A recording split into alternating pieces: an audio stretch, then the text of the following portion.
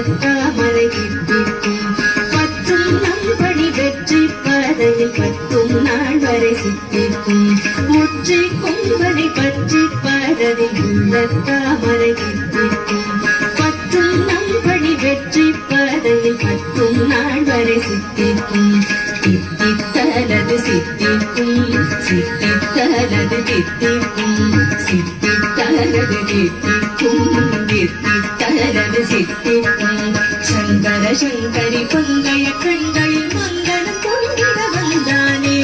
முற்றை கொம்பனை பற்றி பாரதில் உள்ளத்தாமரை தித்திக்கும் பற்றும் நம்பணி வெற்றி பாதையில் பற்றும் நாள் வரை சித்திக்கும்